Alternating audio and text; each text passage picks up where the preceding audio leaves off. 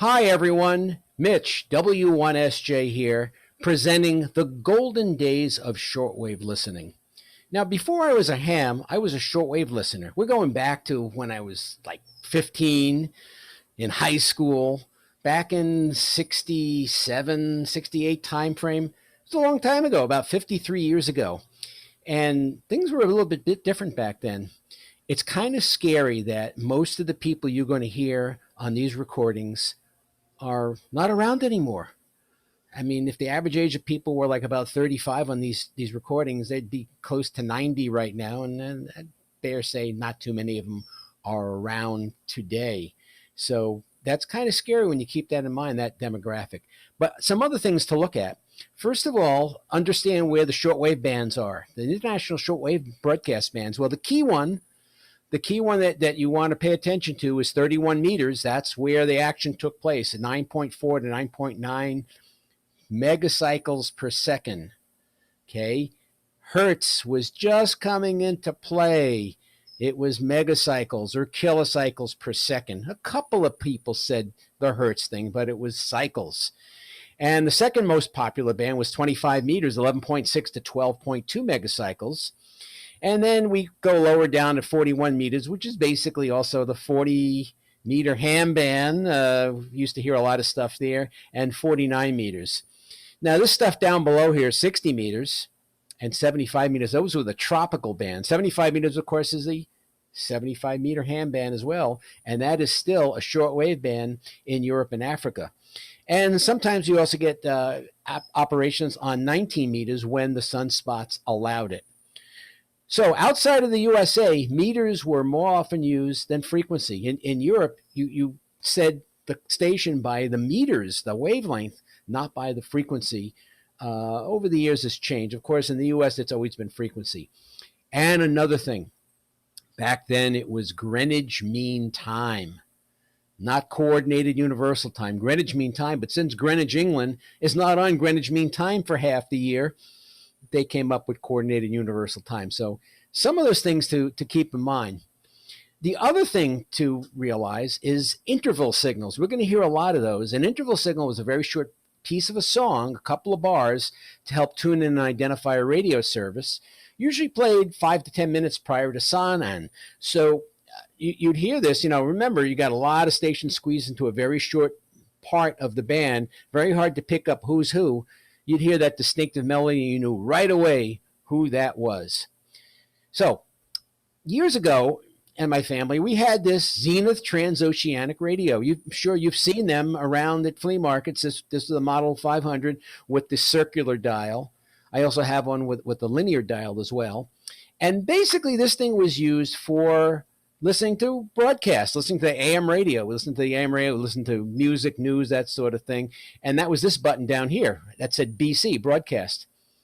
One day by accident, I pushed this button, which says 31M. I didn't know what 31M meant. And all of a sudden, I heard something very strange. It kind of sounded like this.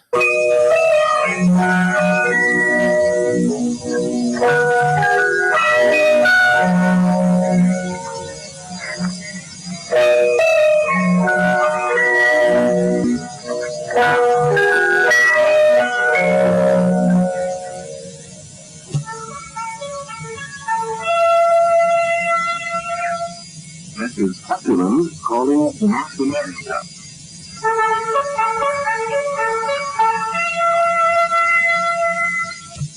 Wow, Switzerland, that's pretty impressive. That's a lot further than the AM station across town. So now I was really interested, and I did some more tuning around, and I heard this.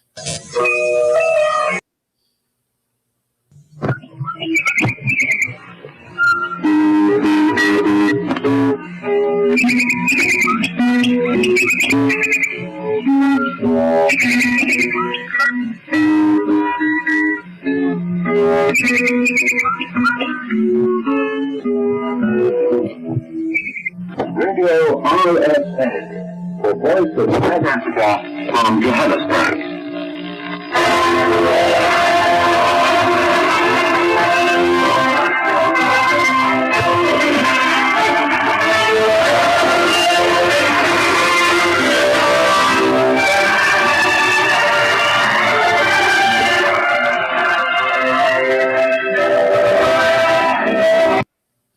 So Radio RSA was a really, really fun station to listen to. They had lots of shows about DX.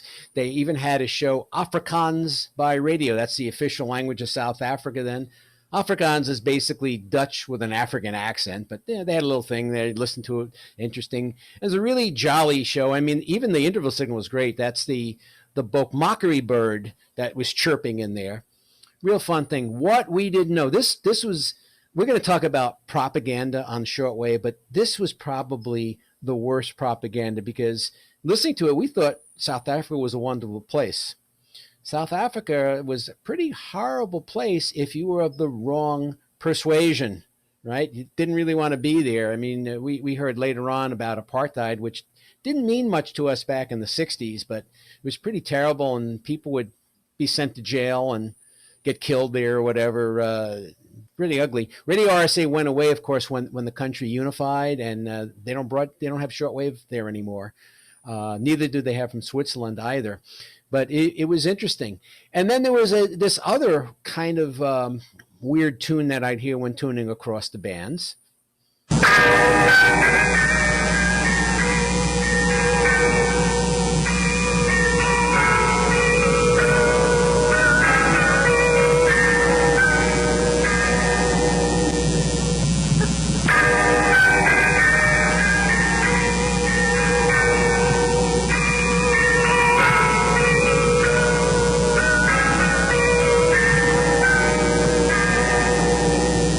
Radio Nederland in Hilversum, Holland.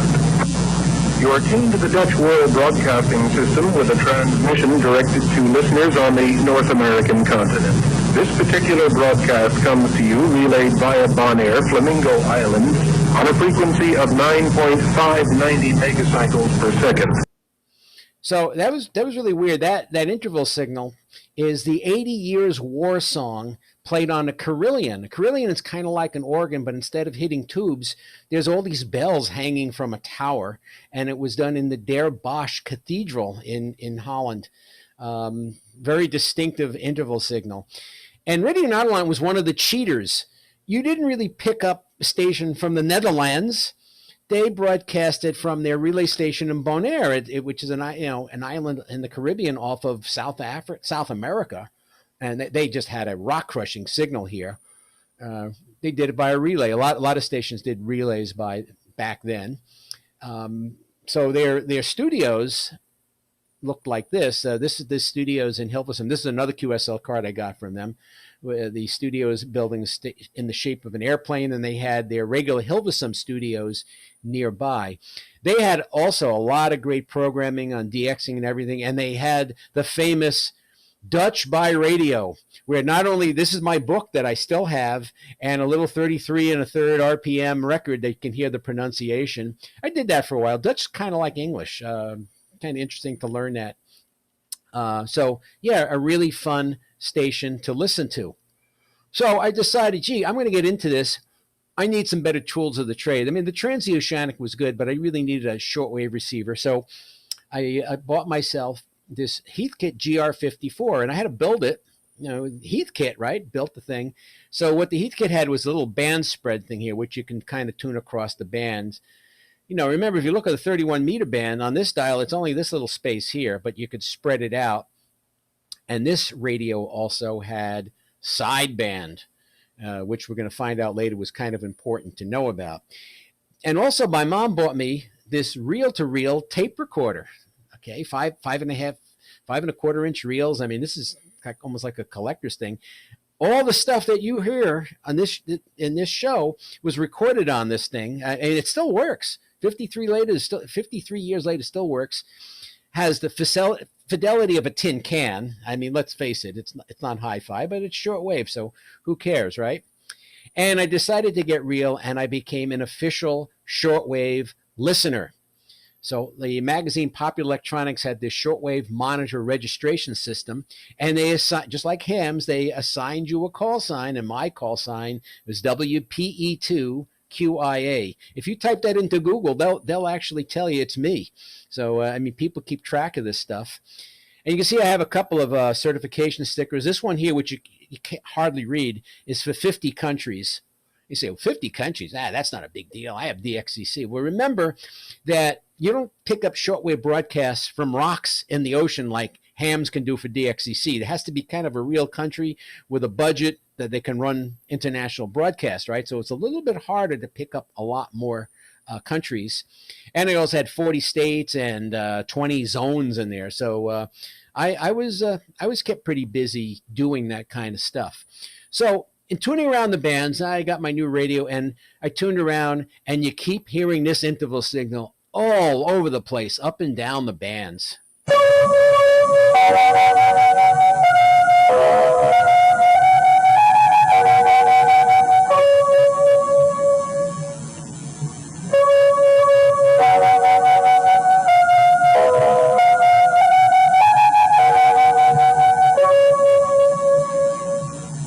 Here's Moscow. Good evening, everybody. You are tuned to the North American service of Radio Moscow, operating in the 19 and 25 meter bands.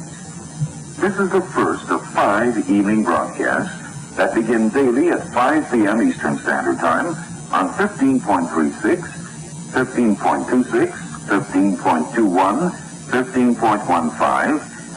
The frequency is like all next to each other. Why don't you just say we've taken over the entire 31 meter band and go with that? That makes the most sense, right? But they're going to list all these frequencies just so you can be impressed. At 11.96 megacycles per second. Transmission in this service closes down 30 minutes past midnight Eastern Standard Time. In 31 meter band on 9.76, 9.68, 9.67, 9.66, 9.62, 9.57, and 7.28 megacycles per second.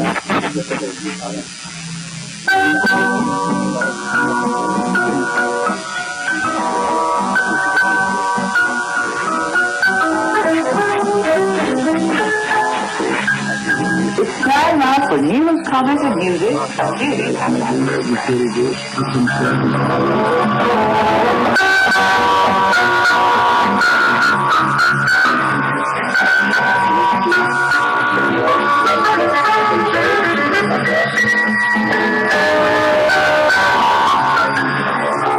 It's Radio Moscow, and here is the news. Okay, yes, news comment. The commentary is interesting. So, Radio Moscow is what we call, and I've set this up, the top 5 propaganda blasters. They're only in 5th place. I mean, they had propaganda, but they were kind of, they'd soft pedal it. They wouldn't throw it in your face like some other broadcasts do. Number 4 in this list is a rather interesting station. You might have heard of them. They've been in the news lately, and their interval signal kind of sounds like this.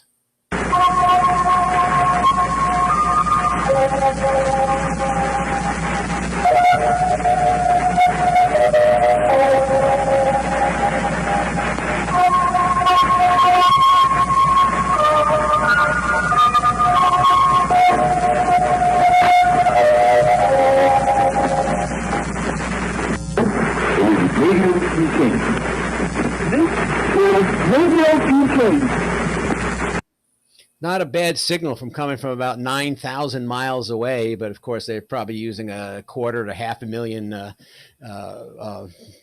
watts of power to get over here. It's a tough path. So they would start every night's broadcast with a quotation from the then revered Chairman Mao Zedong. And of course, I couldn't start my evening without listening to the quotation. I mean, you kind of waited for that. So that was Radio Peking. Here's another one, another propaganda blaster from that same general area. And I don't have any speech or any announcement. I have the interval signal, and we figured out who it was.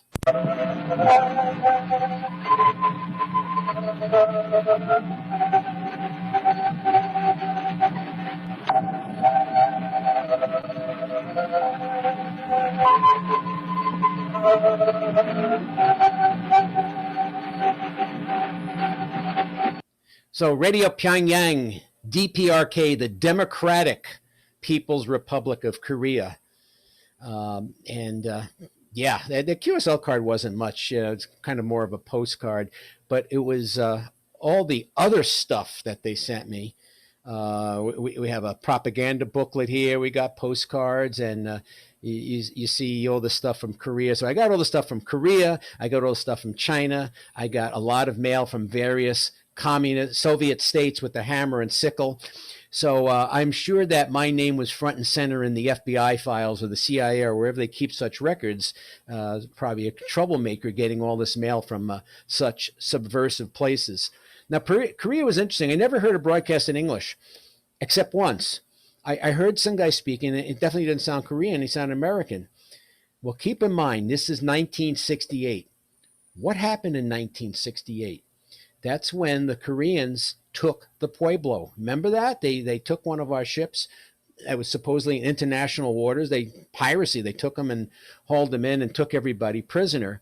And the English that you heard was the commander, Captain Booker. They got him to grovel, say, yeah, it was all our fault. We were bad. You know, they were trying to grovel to get out of there.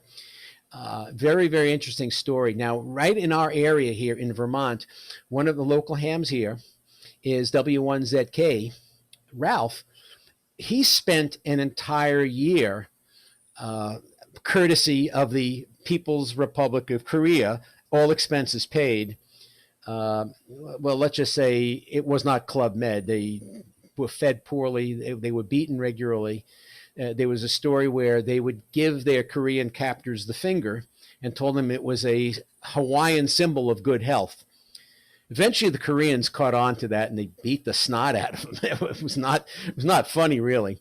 So each one of the crew members, I had about 90, 100 crew members they took, each of them had to apologize and say how they were wrong and everything for them to let them go. And this guy, Ralph, did the entire speech with a pitch-perfect John F. Kennedy accent. Now, he is from Massachusetts originally, so, I mean, he can do this. But meanwhile, you imagine this, he's talking like John F. Kennedy and everything, and all the other captors are knowing he's screwing with them. And they're sitting there going, trying not to burst out laughing because they get beaten. Meanwhile, everyone across the world knew what he was doing, and everyone was laughing. They knew he was making fun of them, but luckily the Koreans didn't catch on. Interesting story, and shortwave, we were right there in the middle of it. So, you know, the Pueblo is still in Pyongyang. It's a tourist attraction now. They actually show everyone, hey, look, we caught this American boat, BPB, and all that other stuff. And among some people in the military, it is a sore thing because we did nothing to repatriate the ship, which is still considered an active ship in the U.S. Navy.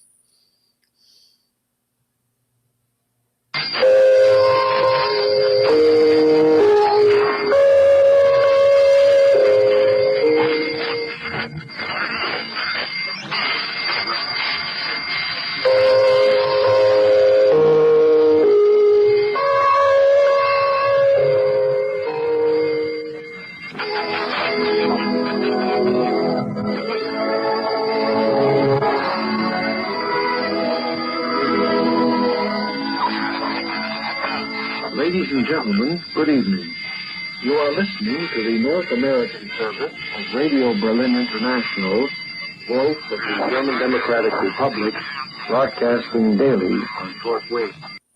So number 3 on our, or number 2 on our propaganda blasters hit parade, RBI at Berlin. Of course, there was no use for RBI anymore when the Germanies were united. Their transmitters became part of Deutsche Welle, which was the West German broadcasting concern. But this is interesting. Check this tower out over here. This is the big radio tower in Berlin. They didn't broadcast from this. This was for radio and TV. But keep an eye on that because I'm going to show you a picture. There's the same tower taken in 2018 when I visited Germany, and we just took the train right to it, Alexanderplatz. We went up to this ball up there, and boy, you're pretty high up, about 750 feet up. Still there. It was considered a propaganda signal, a symbol back in the day. Now it's just a broadcast tower. And number 2 on our propaganda hit parade.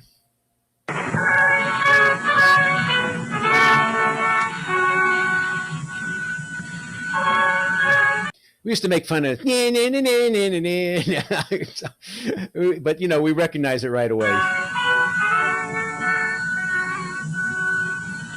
is Tirana Calling. This is Tirana Calling. To begin our broadcast in the English language. So Radio Tirana, Albania, the Albanians hung more with the Chinese than they did with the Russians. They're really scary. And get a load of this thing holding the flag up. They got the gun there and the axe. And thank you for receipt of your dear letter. No, it wasn't a dear letter. It was a QSL card letter, but, whatever. It was interesting. And then the number one propaganda blaster. Yeah, you probably guessed it. The interval signal sounded like this.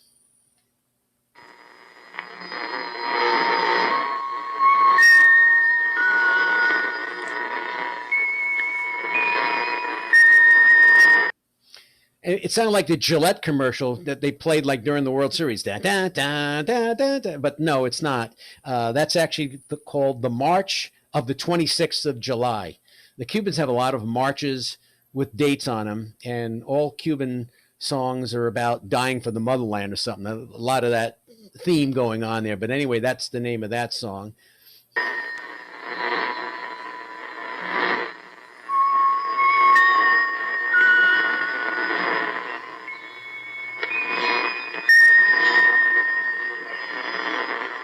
This is Radio Havana, Cuba.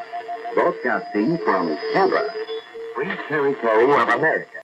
You got to love it. Free territory in America. Just rub it in, why don't you? I mean, of course, the picture that I had, remember, this is not TV, it's radio. So you get a picture. And the picture of a Radio Cuba is basically Ricky Ricardo sitting there with a big Cuban cigar hanging out of his mouth, waiting for the broadcast to get over so he can play the drum set. I mean, that's what we pictured. I'm sorry,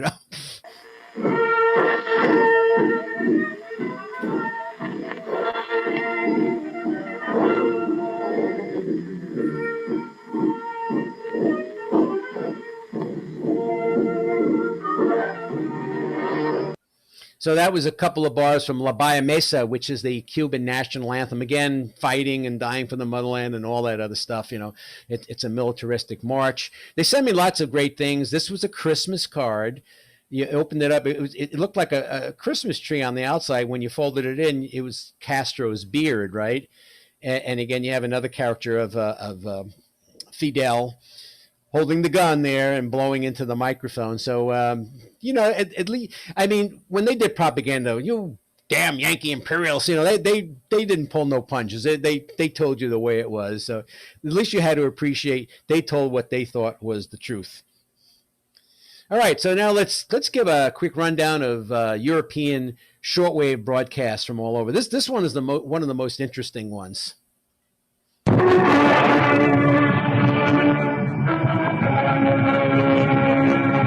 Good night, and thank you.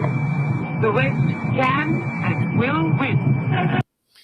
So who is that? Well, that's Radio Portugal. The West can and will win. I mean, a little country of Portugal is talking trash with the Soviets. I mean, you got to love this. And I'm thinking about it. You can't find any reference to this anywhere on the internet of, why they did this or how they did this. I think the U.S. put them up to it, get the little guy to sit there and stick it to the Soviets, whatever. And so, yeah, the West can and will win. And then to emphasize it, she says it again in Portuguese, the Ocidente vença, and like, wow, with Beethoven's Fifth playing in the background. You got to love this stuff.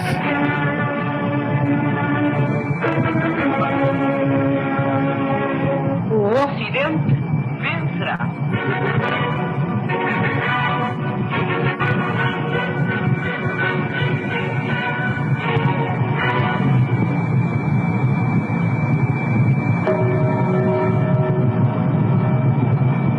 By the way, this QSL card with the map of the world is somewhat out of a collector's item. I seen this thing for sale on eBay of all crazy places, right? So good, I have mine. And then here's the back of it. You can see that penmanship is not one of their strong suits, but hey, it counts. And they had really nice listener magazine. Read about Portugal, whatever. I may vacation there once. It's a nice place. And if we go right next door to Portugal, you'd hear this. Good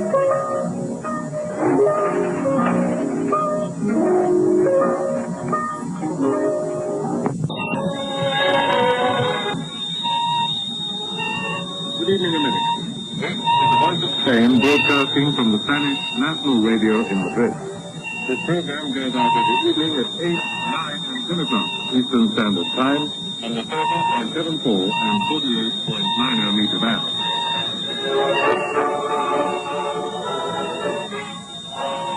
So you gotta like it. This is like the only QSL car where it actually shows a picture of the transmitter. This is the whole transmitter deck here. You can't see what they're using, but you can see it's behind the thing there. Now this next broadcast, I had a little problem with the radio. I was working on it. Now, if you have old-fashioned tube radios, whatever, with tuning capacitors, you had to isolate the tuning capacitor from the chassis with rubber grommets. Otherwise, the speaker would vibrate the chassis and it would get back into the audio, and the radio would howl. And that's all the howling you hear here. It's my radio. It's not the people doing the broadcast. Our program, which is being in North America every Friday night at 22:15 Eastern Standard Time on 7,505 kilocycles in the 41 meter band.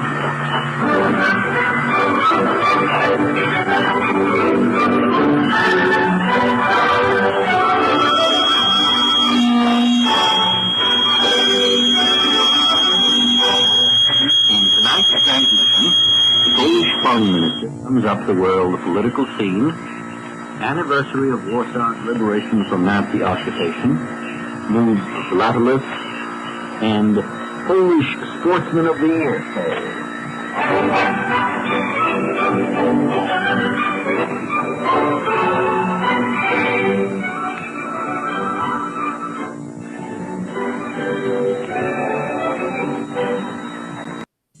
Our program.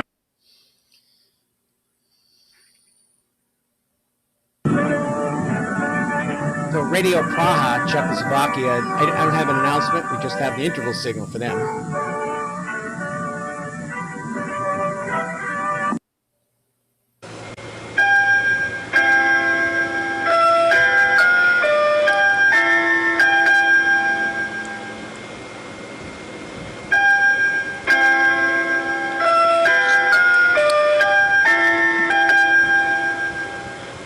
So Deutsche Welle, the German wave translates to, they're still around, actually. They don't transmit much on shortwave. I understand they don't have any shortwave transmitters left in Germany at all. They have them like in other places.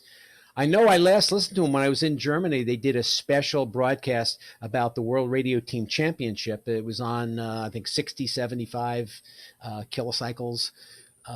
So they have something there. But most of their broadcasts are on local FM stations or on the internet. So they're still around. They go by the name DW now. They just shortened it, made it really quick. This one you're going to recognize from the interval signals, a dead giveaway. Is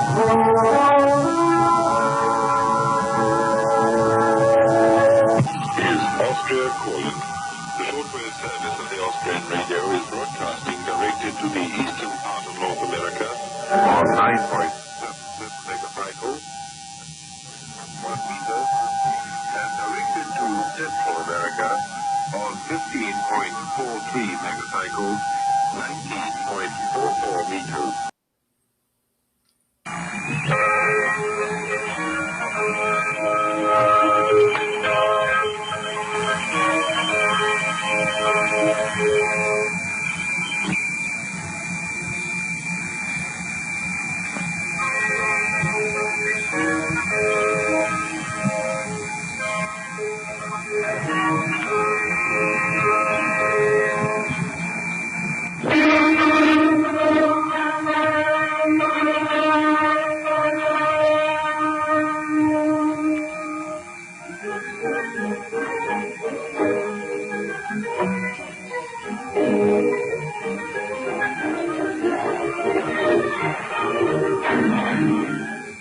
Good evening. This is Radio Budapest, Hungary.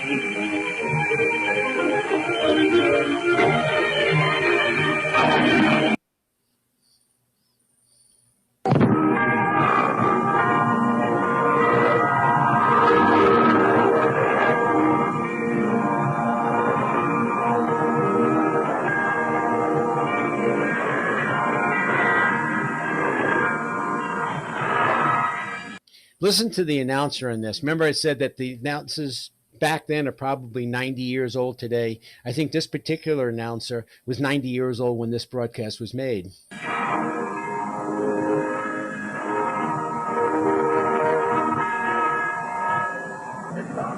evening. This is the Italian Radio and Television Service broadcasting to you.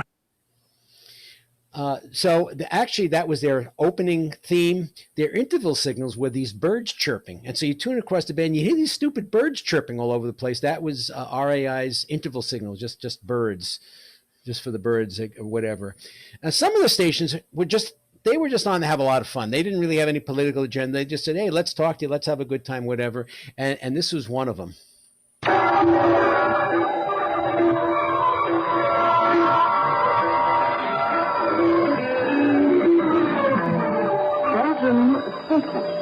This is our daily check from this world with our friends above.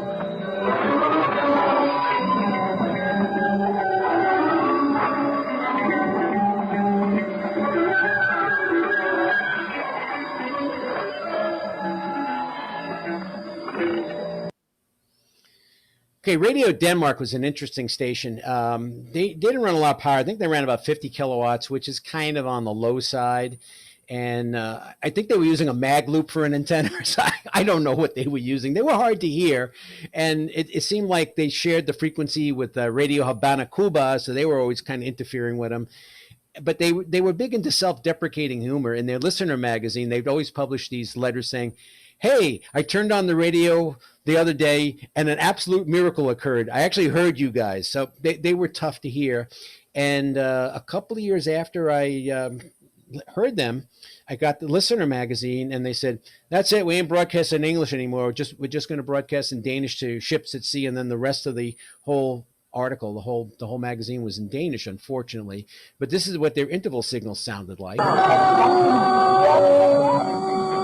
You hear Radio Cuba in the background.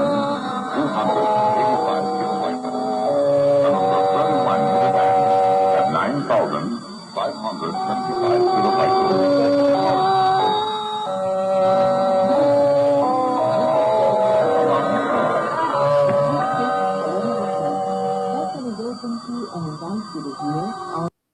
This is Eric, your DX editor, thanking you for your attention and wishing you back again to listen to Radio Finland tomorrow at 1600 hours Greenwich Mean Time.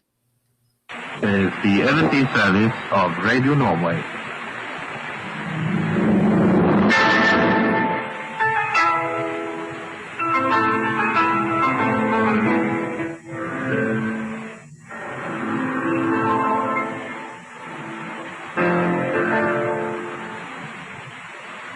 Norway Week. Our weekly program in English broadcast every Sunday at this time and in this direction. A transmission which includes a bulletin of home news from Norway and also reflecting Norway's cultural, economic or political life. We would appreciate your reports and comments on our transmissions. Please address your letters to Radio Norway, Oslo, Norway. And all I can say is that this ski jump, I hope anyone who's jumping waits for the snow to fall first and not try to do a jump on the grass. But yeah, this is one of their large ski jumps there.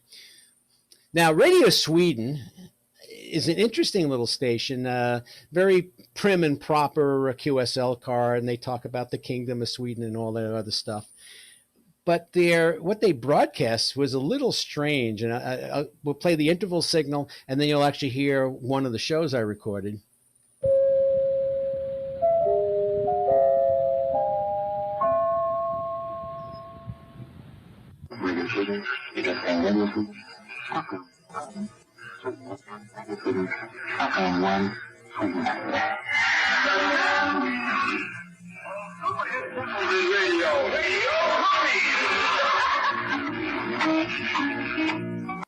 So Radio Sweden adopted kind of a top 40 format, I guess.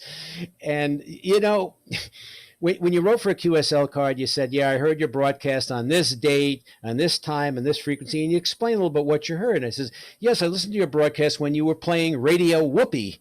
And I said, should I write that? That kind of sounds kind of silly, but that's what they had there. Zenith, Israel, Jerusalem. Listeners in Europe and the United Kingdom are invited to tune in again tomorrow at 21:15 Greenwich Mean Time on 33.3 and 30.8 meters, 9,009 or 9,725 kilocycles. Until then, this is Steve now wishing you a Jerusalem. A very good evening to all from Jerusalem. So this is an interesting station. This Kol Yisrael started out as a pirate station. It was kind of the underground station for the Haganah. It was the Israeli resistance fighters before Israel gained independence in the 1940s, and became legit after that. From Beirut. Our daily programs in Arabic and Spanish follow in a few moments. Radio Lebanon will be on the air again with another shortwave English program at 02:30 hours Greenwich Mean Time tomorrow on the same wavelength of 19.63 meters, 15,280 kilocycles. You're tuned to Radio Lebanon.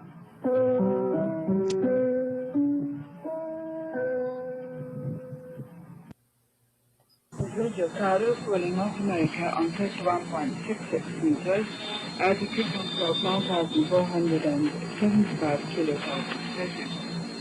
Good evening.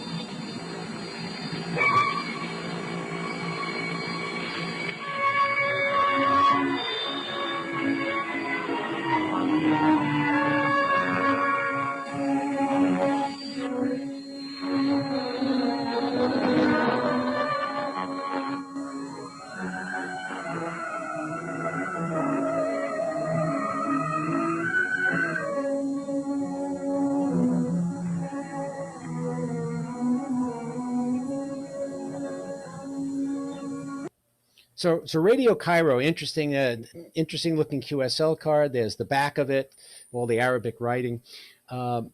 Few people were able to get QSL cards out of them, at least my contemporaries where I lived in Brooklyn. And then I realized that all the people who I knew had names like Goldman and Finkelman and Schwartz. And I go, you know what? I think we're being profiled. I think there's discrimination going on. And so you can't really report them to anybody. So what I did instead is I'm going to get that darn QSL card. And so I took extreme measures. What I did is I changed my name. And my mother said, you know, when I worked at the phone company, there was this woman, Sylvia Hakem. She was originally from Syria. And, well, Syria is good because back then Egypt and Syria are actually part of the United Arab Republic. So I became Mitchell Hakem, Hakkim, put the label on the mailbox so I'd get the mail. And here you could see it, you know, the mail, it came addressed to that. My nom de plume, right? I got all this mail, postcards, all this stuff from Egypt. So now not only getting the stuff from China, Red China, and all the Soviet Union, but now I got all the stuff from the Middle Eastern countries as well. But I got it, and all my friends were green and envy, and they didn't talk to me for a while. But it was great. I figured out how to get her done, as they say.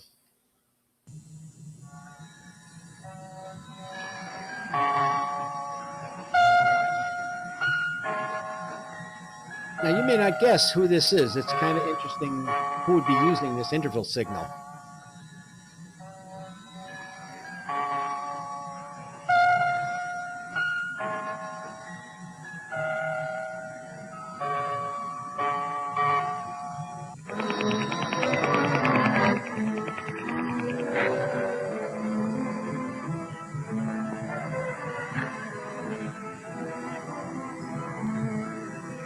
This is the voice of Turkey.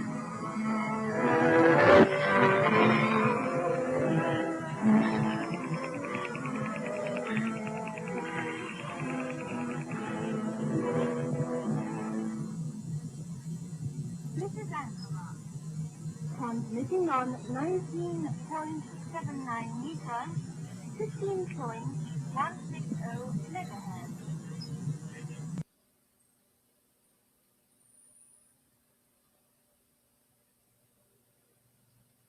The external service of Radio Ghana.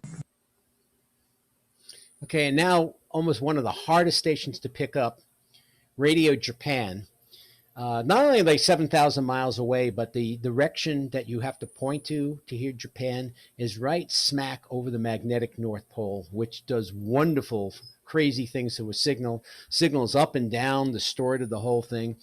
And the other problem is that most Japanese speakers don't speak English that well. At least back then they didn't. It was very hard to hear them even in the same room to make out what they were saying. So it was tough. There's a couple of broadcasts they put together here, and you'll hear what I'm talking about.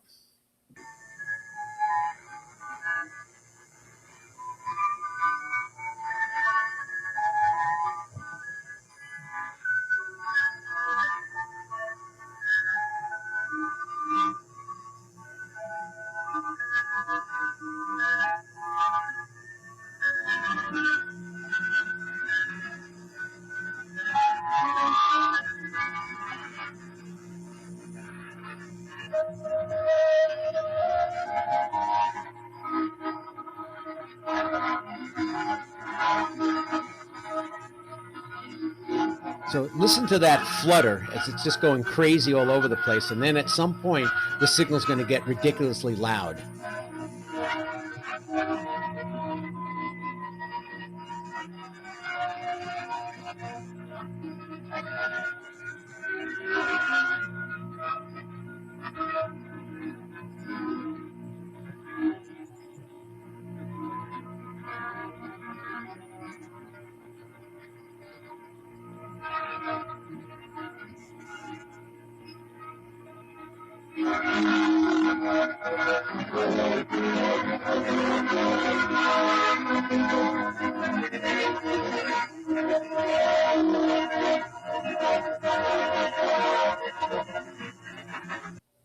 So I thought that was a Japanese national anthem. It's not. It's an old folk song, a beloved folk song called Sakura. The Japanese national anthem was in a state of flux for many, many years. It's basically Kimi go Ya, which is a song which praises the emperor. Well, there's a problem. When the Japanese signed the armistice and everything, ending World War II, they kind of told the emperor, hey, listen, you better get your resume in order. You're like not emperor anymore. They kept him on anyway. But the original national anthem was kind of not the official national anthem. So it was always in a state of flux. And so they often played Sakura. It wasn't until 1999 that they figured it out. And they used to have the same problems we do here in this country. People wouldn't sing it. They would sit down. They'd sit on one knee. You'd think we invented that here, right? So, but yeah, interesting stuff that you learn about these things.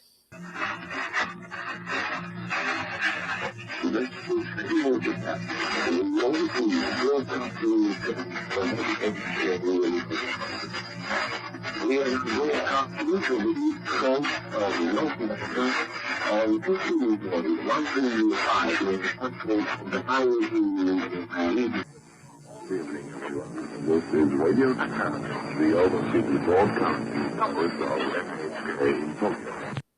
So the interesting thing, why people don't listen to shortwave broadcasts anymore.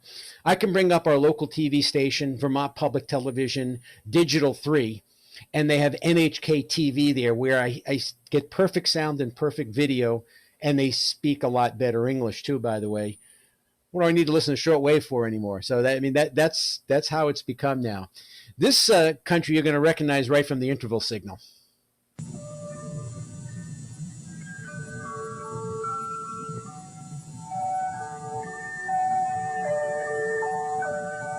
So where do you hear the song Waltzing Matilda?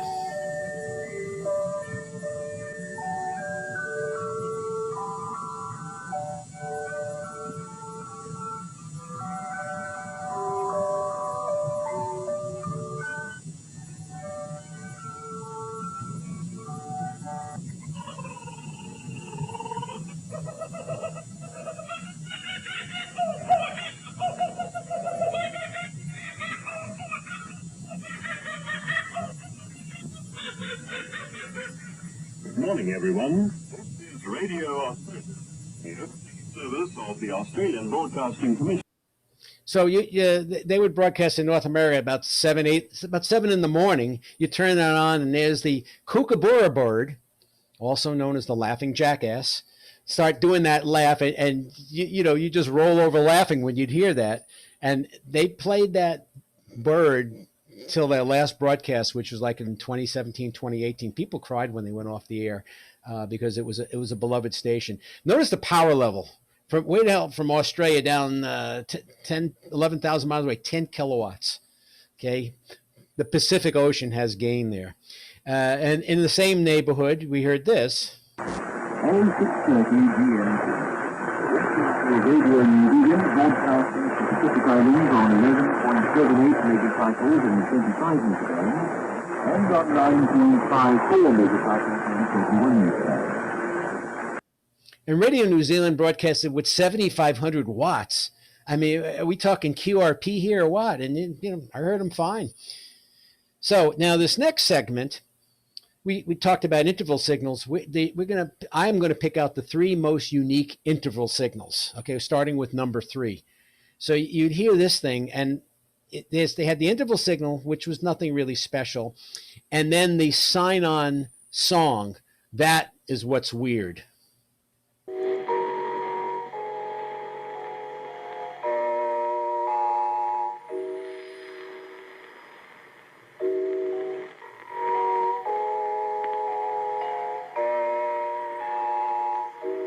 Okay, here it comes. Listen to this.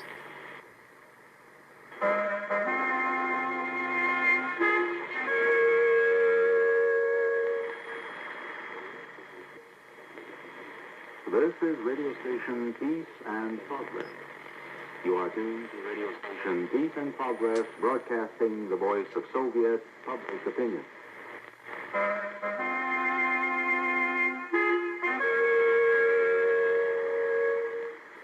So you'd hear that all over the band. I never knew what it was because they're always broadcasting in different languages, whatever. It was years later I figured out what it was.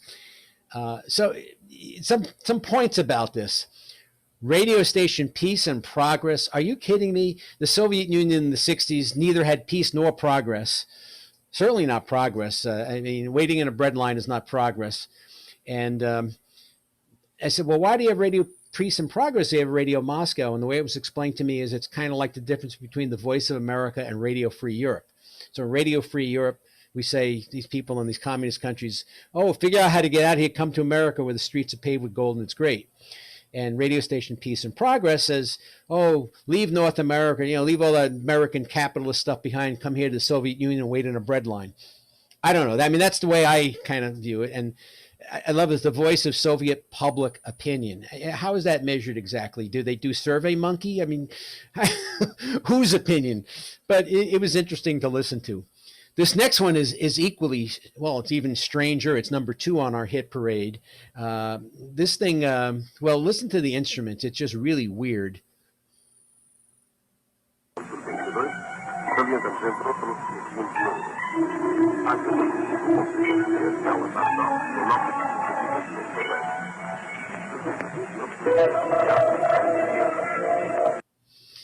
So that weird noise, that's the chang, which I've heard 2 different things. It's the Persian instrument, or it's the Uzbek national instrument, and then there's a violin played not in syncopation with it, out of sync with it.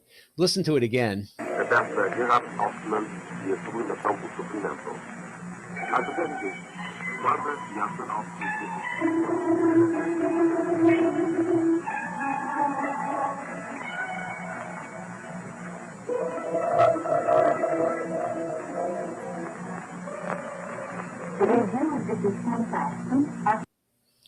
So Radio Tashkent, it was in the Uzbek SSR, Soviet Socialist Republic. It basically, where the Cossacks are, it's Central Asia, really, not really Russian at all. They're all Muslim there and whatever.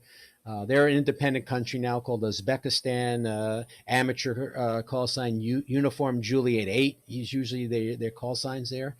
But they had a 100,000 watt broadcast station with that strange interval signal. And number 1 on the strange interval signals is Nigeria. This is a really strange story. For reasons that I cannot recall, I was up late at night at 2 in the morning. I know it was 2 in the morning because they broadcast the time, which is 0600. Nigeria is Greenwich Mean Time, so 4 hours different than the summer. It was 2 in the morning. I had to get up for work the next morning. And of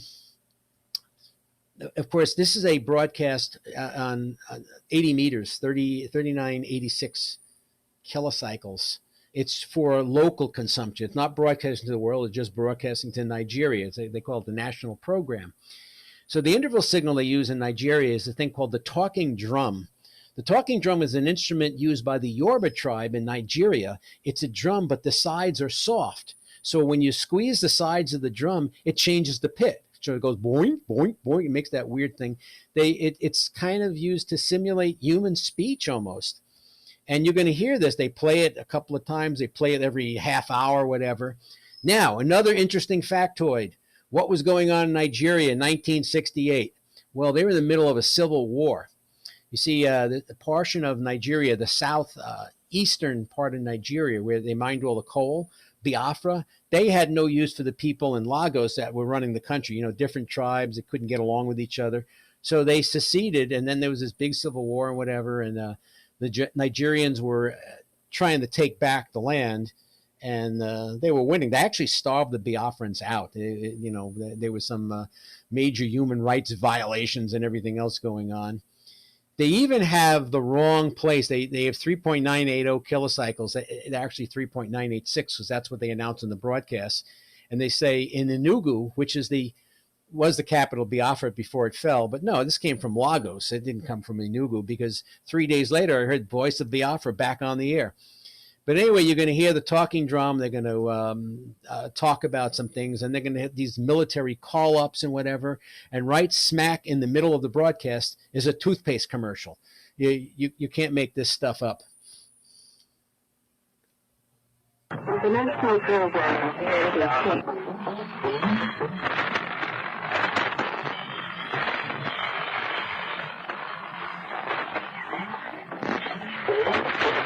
Yeah, it was weird.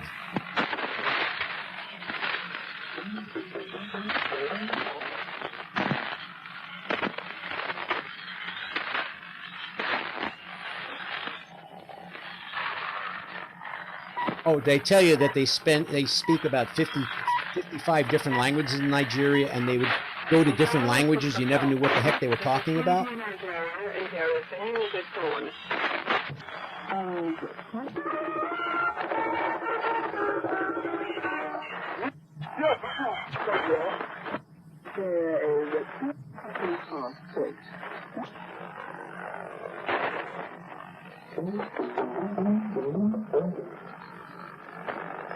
The train is suspended.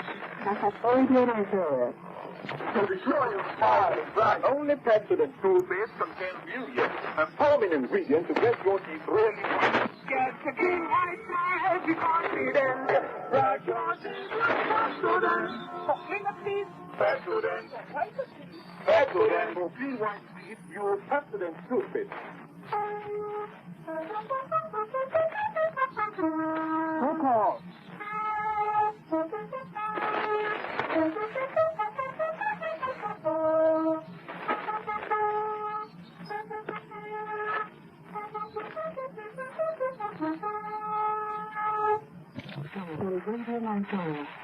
Good evening, everyone, and welcome to another day of forecasting.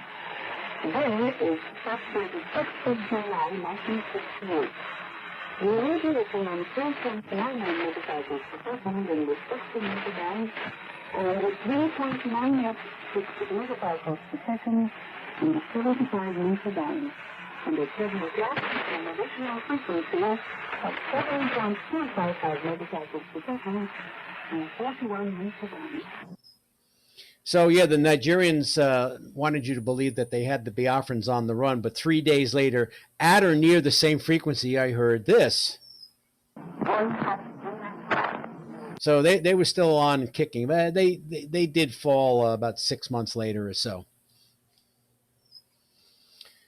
So the band was loaded with these test transmissions. They weren't broadcasts, they were just transmissions. I'm not sure what they were testing, what they were used for. It was very difficult to get QSL cards because you didn't know who to write to. I got one or two.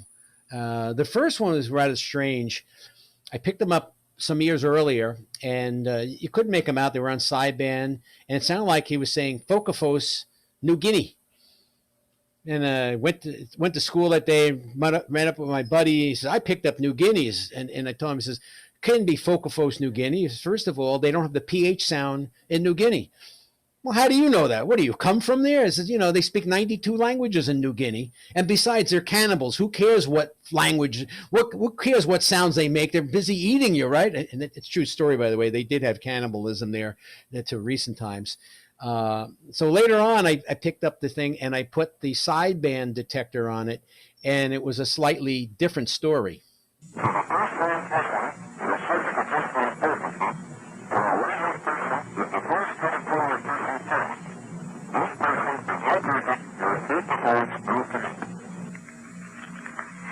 is a test transmission for circuit adjustment purposes from a radio station of the French Telecommunications Service.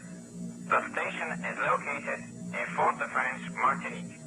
Well, Martinique, that's not quite New Guinea, but it's still a rare one. But yeah, I didn't know who to write to. Then we had this one.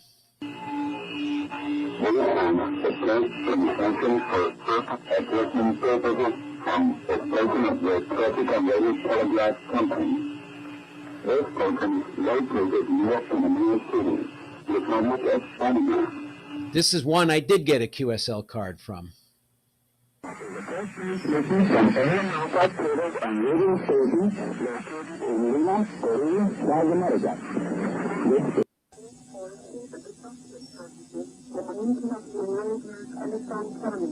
Owned and operated by Chamberlain Wireless Limited. This station is situated on an open island in the North Atlantic Ocean. This is a test transmission for circuit adjustment purposes. Station of Chamberlain Wireless Limited, located near Bridgetown, Barbados. There is Kelvin. This is a point-to-point service transmission for receiver adjustment. Now, this participators, please give their identification signal in condition B. This station is operated by the post-telephone protocol of radio administration for the state of Israel.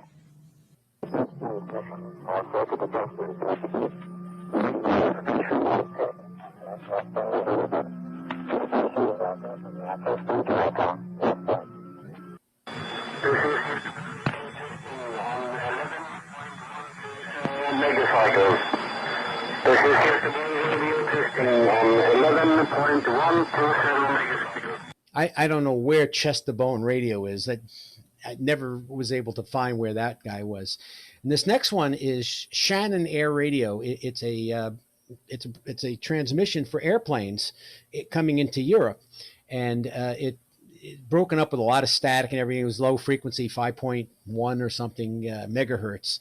And this is what that sounded like.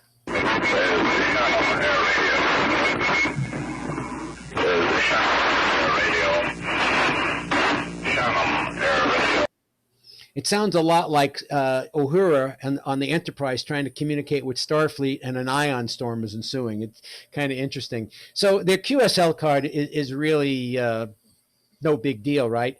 Until you turn it over. And there's your Shannon recipe of the Irish coffee, something good to have to drink while you're listening to all these rare stations. Tarjeta de QSL, okay, QSL card. Many countries did not have English language broadcast. They are Spanish countries. They broadcast in Spanish. They don't want to know about anything, right? So I had to listen to them and write to them in Spanish. Now, being I was taking Spanish in high school and I had Regents exams that year, I was boning up, and I had a teacher who actually helped me write the letters. So here is the first one, La Voz de la Victa. Okay, so I'm going to play you what their broadcast sounds like, and on the screen we'll show you the translation. Esta es La Voz de la Víctor Radio Internacional, transmitiendo desde Costa Rica en Centroamérica, En onda media en 625 kilociclos y en onda corta 9.615 kilociclos, banda de 31 metros. Agradeceremos los reportes que nos envíen de las condiciones y frecuencia en que nos escuchan. Dirija su carta a La Voz de la Víctor, Costa Rica, Centroamérica. Okay, this is another one from Venezuela, Radio Hoventud, Radio Youth. Okay, a young station for young people. Okay, and you see the two people there. They played salsa music basically, and I picked them up on 4.9 kilohertz or kilocycles per second. And the tropical band, which means lots of static crashes and stuff. Here's the back of the card with all the Venezuelan stamps on there. Religion, anyone? Well, you know, a lot of the stations were religious stations. In fact, most of your shortwave stations today are religion because religion seems to have unlimited money and there's somebody that they need to reach. And of course, as shortwave listeners, we love the religious stations because they put out big signals all over the place. From Quito, Ecuador, we send you now the Call of the Andes. The Call of the Andes. So you gotta like it. You know, in Ecuador, the prefix is HC. So they made it into this thing, heralding Christ, Jesus's blessing. You know, it's backwards or whatever. I don't think they have shortwave anymore. I think they are totally terrestrial stations and internet now. So even they went off the air. Here's another one.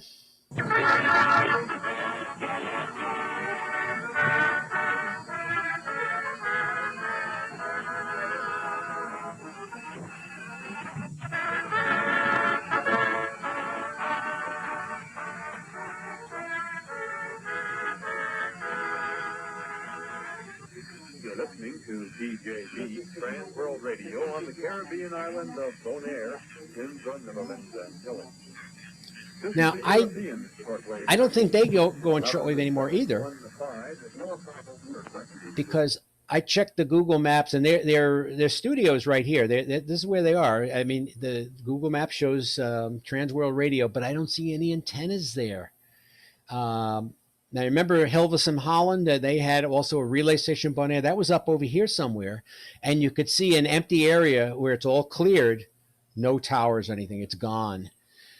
Trans World Radio also had a outlet in Monte Carlo, Monaco, and so that's how I was able to get Monaco confirmed. They had a few others in Africa, other such places, but those are the two I was able to get. Station ELF, Addis Ababa, Ethiopia.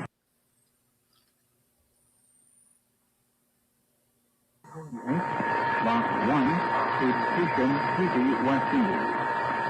At this time, we leave the air to resume the programs on the same frequency in Spanish language tomorrow morning at 5 a.m. Eastern Standard Time. Our next programs in English will be presented on the same frequency tomorrow morning beginning at 6 a.m. Eastern Standard Time, 1100 hours Greenwich Mean Time.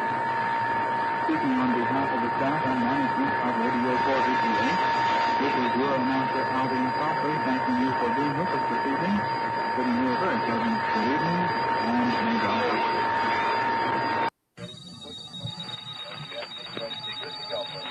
Capital city of the Republic of Honduras, in the heart of the Americas. Music Alpha, capital city of the Republic of Honduras, in the heart of the Americas. Radio HRBC has brought you an hour of programming.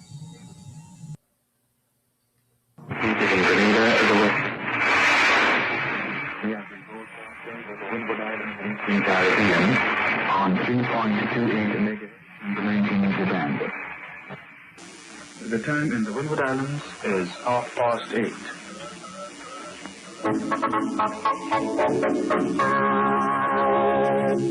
This is your radio doctor. This is the Windward Islands broadcasting field. All right. So while I was also listening to shortwave, I also did a lot of listening on the AM broadcast band. That's how I picked up all the states. I just go from state to state picking up stations. Some states very easy because they got 50,000 watt clear channel stations, and others not so easy. Here's one that was really hard, Radio Bermuda. Now, Bermuda had no shortwave. They had 2 AM stations, rather low power on rather suspicious frequencies. And tell you that in a moment. ZBM1 and ZBM2 now goes on standby. So ZBM1, which is the one I picked up, 1235 kilocycles. That's between 1230 and 1240. 1230 and 1240 are both AM graveyard stations where they got gazillions of stations running 1,000 watts, all trashing each other. You can't pick anything up at night. And I somehow snuck in between the two of them and picked up ZBM1. So that was a good one for Bermuda. Here's another one, another Caribbean country in North America, starting with a B. I know it's going to come. Time for beer, it's time to bring for the girl. The taste tells the tale. Now it is on Zenith Radio News.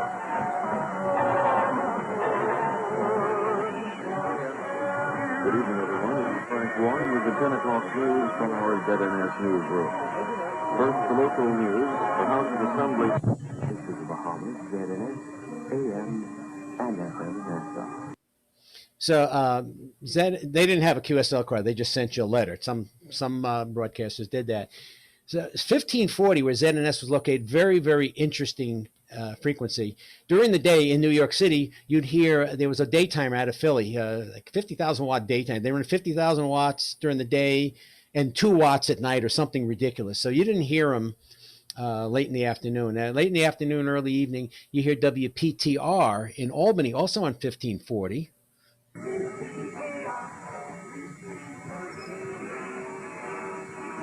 Now, WPTR was 50,000 watts with a 4-tower directional beam due north. Up here in Vermont, they just blew the place away. They weren't all that strong down in New York. Maybe, with a directional pattern like that, it was maybe only a few thousand watts towards New York City. But you heard them in the early evening. By the way, they're dark. They traded in the license. They gave it up. It's too bad. There was 4 towers you'd see right on Central Avenue in Albany. Gone now, right? And then you hear ZNS rolling up the coast from the Bahamas. And then later in the evening, you hear KXEL out of Waterloo, Iowa, 50,000 watts. Where the heck is Waterloo, Iowa? Well, it's in Iowa, but I don't know why they had a 50,000 watt station. So they were always kind of like fighting for superiority on that channel. It was kind of interesting. So I'm not going to play all my AM stations I picked up. There's dozens of them, but just to give you a smattering of them. Show, you are fully informed. You discover the fully informed. Know what has happened and what it means. Know what is starting to happen. Listen to the midday news on WHO with Clay Russ. That's who. 12:30 weekday. WOAI and the Larry Kemp. The WOAI was the only station on 1200. They were in San Antonio, Texas. So you listen late at night, you can hear them. Now everyone and their brothers moved to 1200. You can't hear anything. It's just a big mishmash of stuff. Sydney to the Northwest, the studio, Minneapolis, St. Paul, and East Rio. This is WGPO. JJB Country, this is Roy Singler with you. Music with the JD brand from WJJD 116. So WJJD, and they use a different call sign these days, WY something or other, out of Chicago. So at sunset in Chicago, they had to go from 50,000 watts down to a couple of watts, very, very low power to protect other people. I think they had to protect KSL in Salt Lake City, actually. But remember, sunset in Chicago is an hour past sunset here on the East Coast. So you had that little window where they came in really well. So you had a whole bunch of things on AM. And now, of course, AM just loaded with so much garbage, all these stations on there, whatever. It's just a big mess at night. Then we have this station, WWV. I don't have any audio for it because, by God, you guys know what it sounds like, right? They give the time. Although back in those days, WWV only identified every 5 minutes. You heard 5 minutes of ticks, tocks, weird noises and everything. And then finally, after 5 minutes, you heard this perfect CW fist. Doo-doo-doo, and they give the whole time in Morse code. That was kind of your code practice, right? And then, of course, their sister station, WWVH in Hawaii, who you'd kind of hear underneath them. And then there was this station, CHU Canada. This is a picture of their facility. They've been in the same facility for years and years. This Art Deco type building. It's been there forever. These are the transmitters, and this is the stuff that generates the time clock. And there's the tower. They actually QSY. They moved from their classic 7335 frequency up to 7850 because they were getting wiped out by the shortwave stations. So the picture I had of somebody in New York City growing up, of CHU Canada, you think Canada, right? Two guys sitting in an igloo, Ottawa. Ottawa could have been next to the North Pole for all I knew, right? And one guy was English, one guy was French, and they hated each other's guts. Why? Because the English guy got to see exactly on the top of the hour first. And the French guy had to settle for being second best, seeing précise second, all right? That was the picture. Of course, it's all recordings, but, what the heck did I know? But I'll tell you what, of all the radio stations and all the propaganda, this station is the one I believe the most. Why? Because it's an atomic clock. You know it's right. And two, you got these two guys that hate each other. So if anyone screws up, the other one's going to call them out. So you know that the information on this channel, this station alone, is always going to be right. There's going to be no propaganda here. Okay, so now I'm going to bring to you one of the most well-known and beloved shortwave broadcast stations there is. Do you know who it is? Can you guess? It may be one of the ones we heard tonight. You never know. So you think about that for 2 seconds, and here is the most well-known and beloved shortwave station.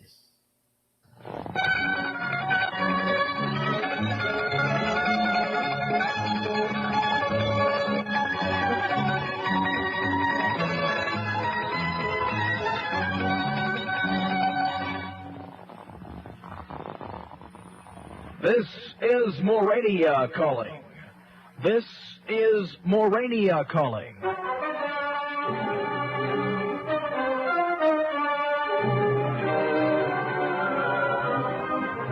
The voice of free people throughout the universe. Radio Morania, broadcasting on a variety of frequencies throughout the shortwave bands. Radio Morania is a free station, unhampered and uncontrolled. Radio Morania, the voice of the free Moranian Empire. For further information, reception reports, or correspondence, address your letters to Post Office Box. And there's no QSL card because nobody could get the address. Radio for the entire world. Morania calling. And now we begin our broadcasting day. We hope you'll stay listening.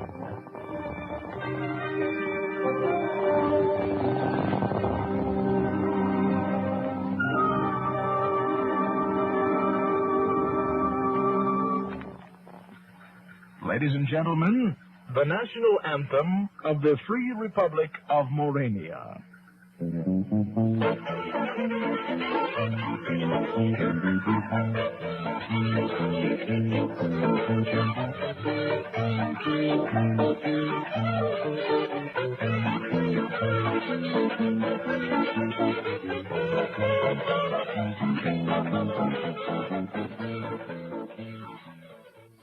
So Radio Morania kind of showed up in the 1990s. It was this tape that seemed to pop up, and a lot of shortwave enthusiasts had the tape, and they also had pirate transmitters, and it would get transmitted up and down the shortwave band, and everyone thought it was real. The real story is that tape was put together in the late 60s, around 1969, by a fellow by the name of Gary Borgo. WB8EOH, eccentric old hippie. Gary ran basically a recording studio. He was a disc jockey. He was a recording engineer par excellence. He put all that together. He's from up in Michigan somewhere. And that was produced in 69, and he kind of sold a few of them. And then when it became popular, he just, made it available to everyone. And he did a really fine job of capturing the spirit and essence of shortwave broadcasting. He nailed it there. And I mean, there's a lot of tapes, of different broadcasts, whatever. Just a real lot of fun to listen to. So where are we today? Activity is way, way down from years ago. So on weekday nights, you hardly hear anything. On the weekends, Friday, Saturday night, you hear quite a bit more. There are no more broadcasts to Europe and North America. Most of these stations that we've seen here tonight are no longer around anymore. Okay, the European shortwave stations went dark. The reason is nobody listens to shortwave, hardly. Okay, people don't want to listen to that. They listen to it on the internet, or the shortwave stations buy time on local radio stations. Instead of listening to all the noise and interference and all this other stuff, they broadcast locally, or they broadcast as podcasts on the web. So the stations today, many of them are religion-based.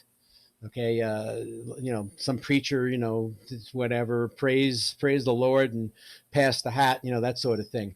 Most of the shortwave directed to the third world, where they do not have a lot of radio stations, and they do not have a lot. They don't have internet and whatever. Okay, and the listening is done on local broadcast stations or online. And there's a reason for this. Shortwave broadcasting, besides the fact that hardly any listeners, is ridiculously expensive. You think about it, to run a 250,000 watt transmitter, you have any idea what your electric bill is from that alone? Then you have the maintenance of all your stuff. And then you have to hire people, because this isn't like streaming music on the computer. You have to actually do shows and interview people. You have to have personalities, and you have to have different personalities for different languages. Big bucks, millions and millions of bucks. And a lot of the countries just cut the budget, saying, we don't need this, to basically make ourselves feel good. So they've gone away. So some of the ones you still hear Radio Havana, Cuba. You still hear the Voice of China, which was Radio Peking, and then Radio Beijing for a while. And Radio Romania is still on, but a lot of them are gone. And so, yes, listening off of shortwave, it's nice to not hear static and interference. But why radio is important? Networks cannot reach remote areas or the oceans. You cannot connect to the internet on the ocean too readily.